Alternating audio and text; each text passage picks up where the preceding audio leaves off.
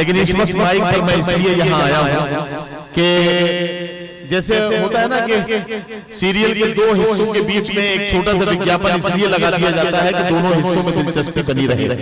तो मुझे विज्ञापन मान के 2 मिनट के लिए बर्दाश्त करना, 2-3 शेर मैं पढ़ लेता हूँ ताकि रिज़्क हलाल हो जाए।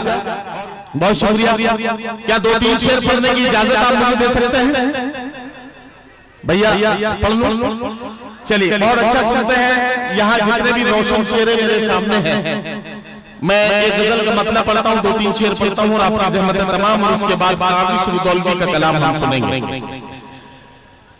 अर्ज करता हूँ कि वो पथराई सी आंखों को भी काजल भेज देता है, सुलगती दोपहर में जैसे बादल भेज देता है। वो पथराई सी आंखों को भी काजल भेज देता है, सुलगती दोपहर में जैसे बादल भेज देता है। जहां वाले उसे जब याद करना भूल जाते हैं, जमीनों की तहों में कोई हलचल भेज देता है। जहां वाले उसे जब याद करना भूल जाते हैं, जमीनों की तहों में कोई हलचल भेज देता है। मैं अपने सब मसाइल बस उसी पर छोड़ देता हूँ, मेरे उलझे मसाइल का वही हल भेज देता है। मेरे उलझे मसाइल का वही हल भेज देता है। जहां अहले खिरत टेबल बदल कर बात करते हैं, वो इबरत के लिए 2-4 पागल भेज देता है।